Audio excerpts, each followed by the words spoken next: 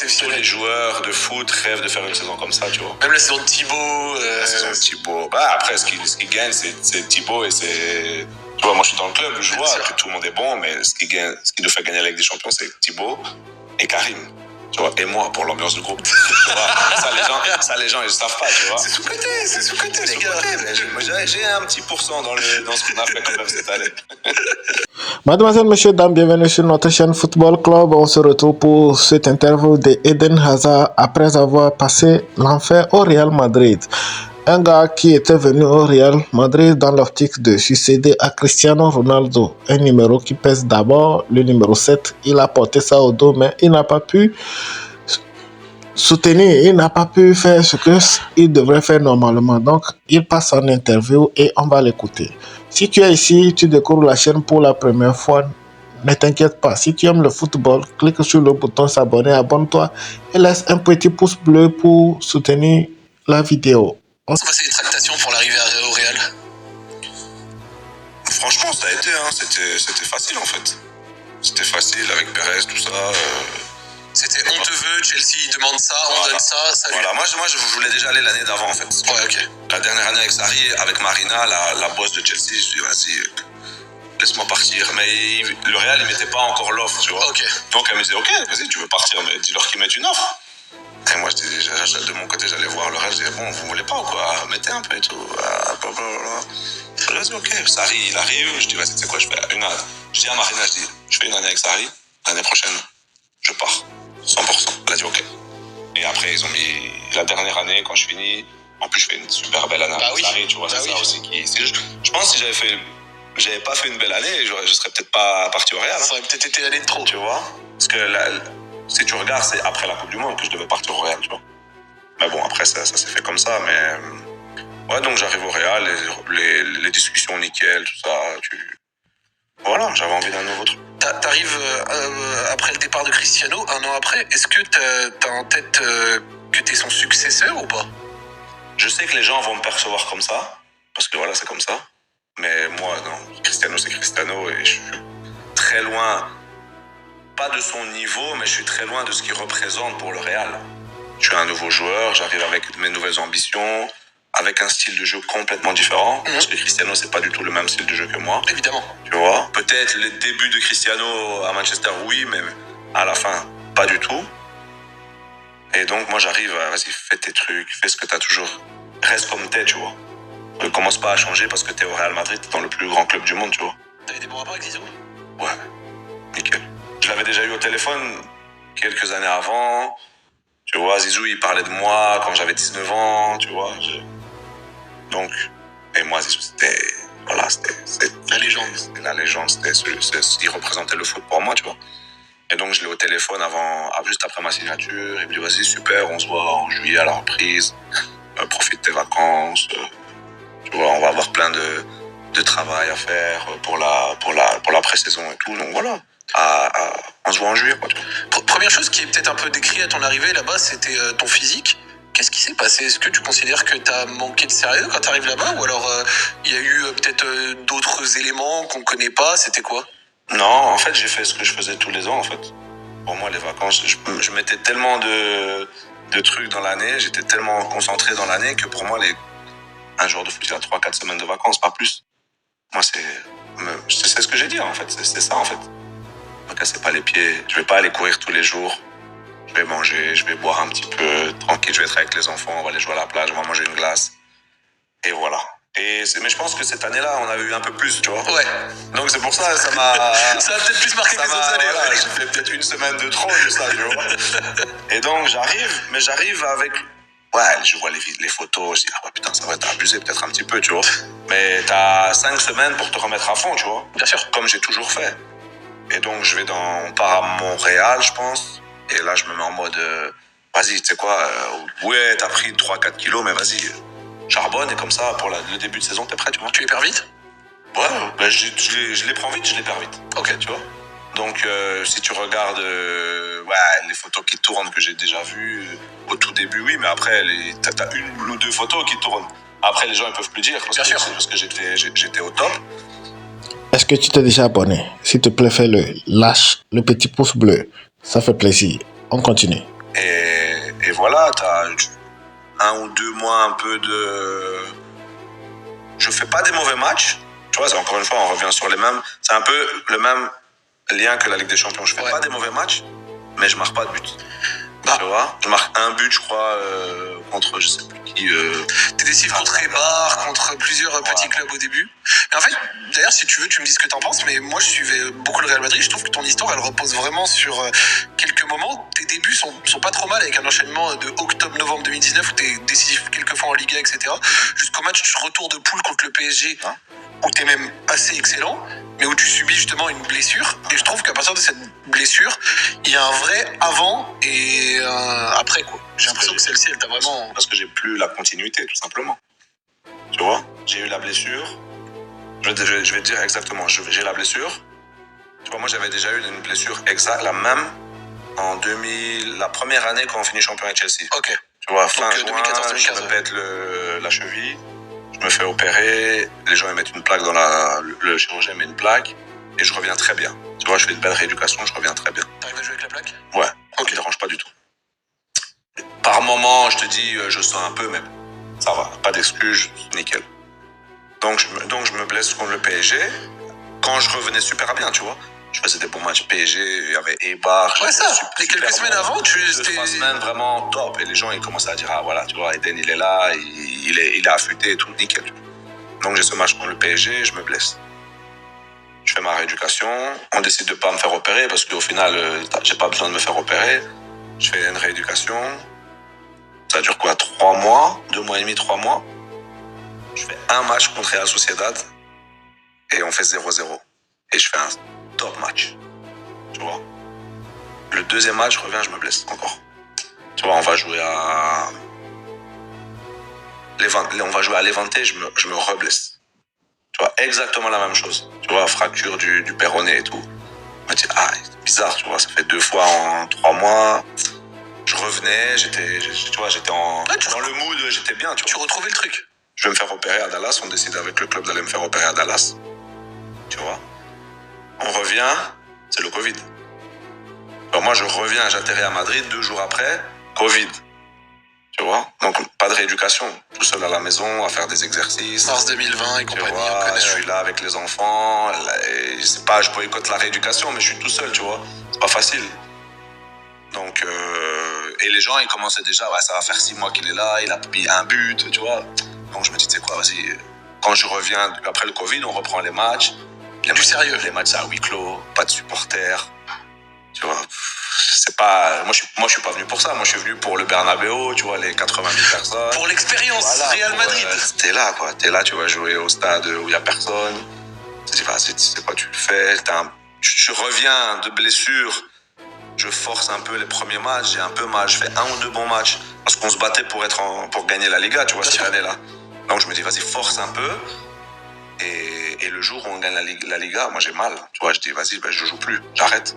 Je refais une rééducation, tu vois. Et donc, du coup, après, voilà, ça a enchaîné les petites blessures. La deuxième année de Zizou, qui pour moi, c'était la plus compliquée parce que je jouais un peu, j'avais mal, je rejouais, j'avais mal. Tu vois, c'était vraiment fort. C'était difficile la deuxième année. Tu penses qu'une opération, c'est ce qu'il aurait fallu faire direct? Ouais, mais je m'étais déjà fait opérer, tu vois. À Dallas, ouais. À Dallas, tu vois.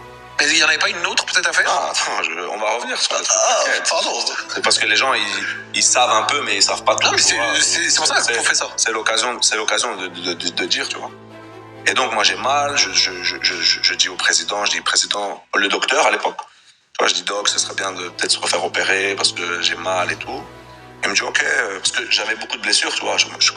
Alors que moi, je suis passé de 0 blessure en 7 ans à la première ligue, avec tous les coups que je prenais. Ah, le gars, il est toujours blessé. C'est qu'il y a un problème, tu vois. Ah oui. Et les gens, oui, ils ont trouvé l'excuse, ouais, il est en surpoids. Mais c'est pas vrai, en fait, c'est ça. Le début de mon histoire au Real, je suis arrivé, voilà. Mais après, c'était pas ça, tu vois. Donc, je me repère. J'ai des blessures que je savais même pas que j'avais des muscles là, tu vois. Je me blesse là. Donc, je dis, c'est qu'il y a un problème, tu vois. Donc, c'est pour ça, je dis au doc, je dis, vas-y, tu sais quoi, on va essayer de se refaire opérer. Et il dit, oui, si tu te reblesses, on se refait opérer. Je me reblesse, je me refais pas opérer. Tu vois, je dis, ok, le club voulait pas, c'est pas grave, j'accepte, c'est moi, je joue, c'est eux qui me payent. C'est le protocole de soi. Ouais. C'est normal, il n'y a pas de souci. Mais dans ma tête, je me dis, ok, donc je continue, un peu blessé encore et tout, je fais quelques matchs, ça va pas trop, parce que dans ma tête, je suis toujours, ouais, j'ai un peu mal, tu vois. Mais voilà. Un jour, je me réveille, j'ai une infection au pied, je me fais opérer. Tu vois, j'ai une boule comme ça qui pousse, je me fais opérer. Ce que j'allais dire, une infection, c'est... Ouais, j'ai un truc, je vais voir le doc, je dis, ah ouais, là, il faut se faire opérer. Je dis, ok, c'est ce que je voulais, en fait, tu vois. Je dis pas que je voulais l'infection pour me faire opérer, mais j'avais besoin de me faire opérer, tu vois. Et donc, je me fais opérer. Et là, t'as l'Euro 2000 qui 21, vient, ouais. qui est en 2021, tu vois. c'est ça, donc, l'été les 2 2021. premières années de Zizou, tu vois, c'était compliqué, j'ai pas beaucoup joué, donc les gens, ils commencent à blabla, tu vois. Et donc, je dis, tu sais quoi, je me fais opérer à ce moment-là. Et avec les Belges, je me dis, tu sais quoi, je fais une rééducation de malade. Tu vois, parce que les Belges, je suis très proche des physios, des docteurs et tout. C'est des gens qui sont vraiment compétents, pas que les autres sont pas compétents. Bien sûr, mais... En Belgique, on est connu pour le côté médical est top. Donc, je vais voir le gars, je dis, avant l'Euro, on fait une rééducation de malade. Et je fais 1 mois, comme je te dis, entre nous, j'ai jamais travaillé comme ça pendant 1 mois. Ok. Tu vois, là, l'Euro arrive, je commence pas les 2 premiers matchs, je pense, parce que je reviens d'une opération. Et je me sens bien. Et on fait le 8e de finale contre le Portugal. Quand mon petit frère et Marc ont gagné 1-0. Ouais. Et je fais un top match. Et à la fin, je me blesse. Tu vois? Décidément. Ouais, c'est pour ça. Et là, ce moment-là, ça m'a mis un coup au moral. J'ai dit, ah, tu sais quoi, vas-y. J'avais 29, 30. J'ai dit, ouais, tu sais quoi, vas-y, c'est chaud. Ça fait la 18e blessure en 2 ans. Je dis, ah, j'en avais marre, tu vois. Alors que j'avais fait tout ce qu'il fallait, tu vois. Surtout après ce mois de rééducation. Voilà. Et donc, du coup, on perd contre l'Italie, on est éliminé, je vais en vacances. T'as Ancelotti qui arrive. T'as le préparateur physique Pintus qui arrive, qui me dit, ouais, on va faire un bon programme pour toi et tout. Et après, j'enchaîne encore 1 blessure, 2 blessures. Et après, mentalement, en fait, j'ai lâché après. Ok. Tu vois, mes 2 dernières années avec Ancelotti, j'ai lâché. J'ai fait 1 ou 2 bons matchs.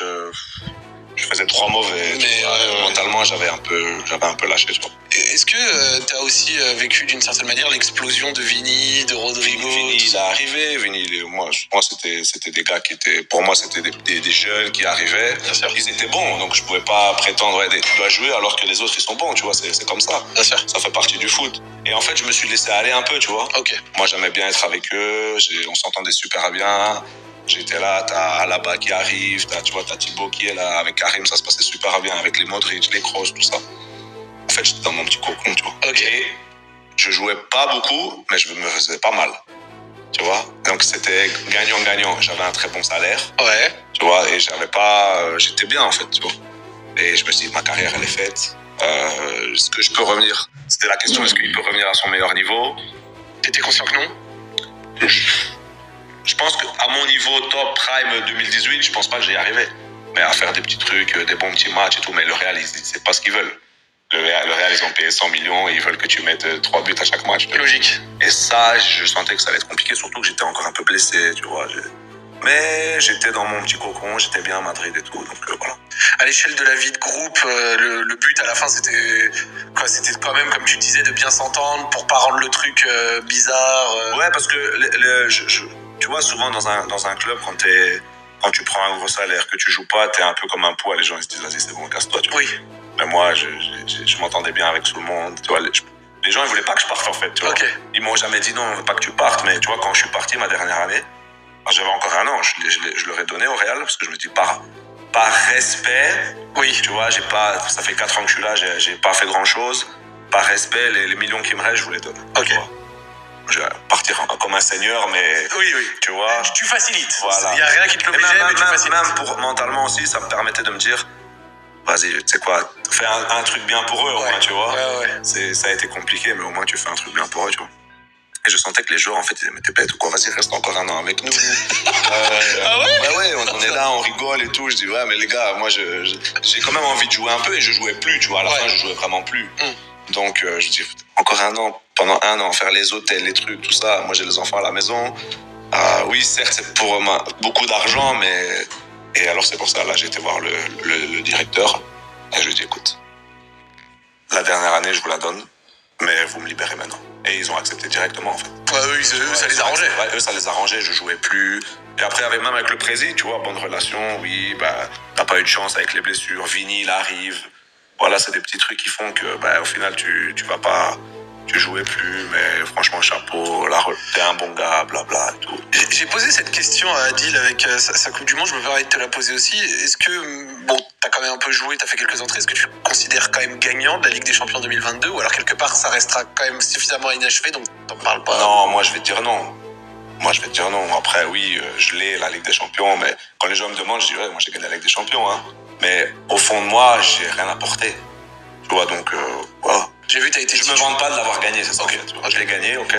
Mais tu me verras jamais dire en interview, moi je suis champion d'Europe. Hein. Ouais. Tu vois. Ok, je capte. Voilà, je suis Europa League, parce que j'ai gagné, j'ai marqué en finale et tout. Même si j'ai pas beaucoup joué l'Europa League non plus, mais au moins j'étais présent. C'était quoi tes rapports avec un Benzé par exemple et ton regard sur sa saison de Ballon d'Or?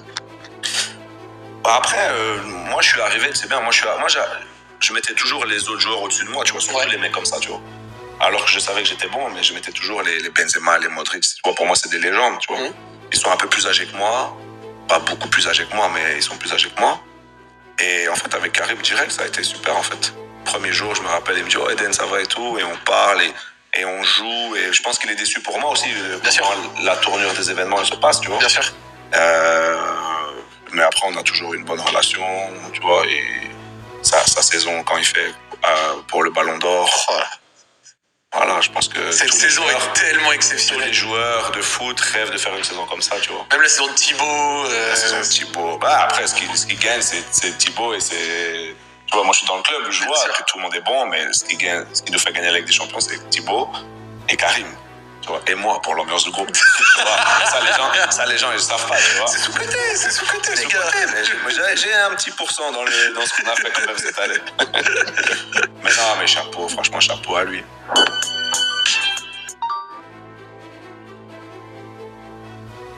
Relation, tu vois, et sa saison quand il fait pour le Ballon d'Or. Voilà, je pense que cette saison est tellement exceptionnelle. Tous les joueurs de foot rêvent de faire une saison comme ça, tu vois. Même la saison de Thibaut. La saison de Thibaut. Bah, après, ce qui gagne, c'est Thibaut et c'est... Tu vois, moi, je suis dans le club, je vois que tout le monde est bon, mais ce qui nous fait gagner la Ligue des Champions, c'est Thibaut et Karim. Tu vois, et moi, pour l'ambiance du groupe. Tu vois, ça, les gens, ils savent pas, tu vois. C'est sous-côté, les gars. Mais j'ai un petit pourcent dans ce qu'on a fait quand même cette année. Mais non, mais chapeau, franchement, chapeau à lui. Eh bien, c'était l'interview de Eden Hazard. Tout le monde était content quand il venait au Real Madrid parce qu'on le voyait comme le successeur de Cristiano Ronaldo et arrivé, on lui remet le numéro 7 pour faire le travail. Mais rapidement, ça a basculé dans les blessures, dans les désillusions. Voilà, lui-même, il ne s'attendait pas à ça, mais c'est la vie. C'est la vie, tu vois. Il y a certaines fois, tu peux faire certaines choses, ça peut marcher, mais d'autres fois, ça ne peut pas marcher. Et voilà, là où il s'est retrouvé. Mais il regrette. Au même moment, il a été honnête dans tout l'interview. Il a dit la vérité, rien que la vérité, c'est ce que moi j'ai vu. Il a été honnête. Voilà. On se capte prochainement pour une nouvelle vidéo.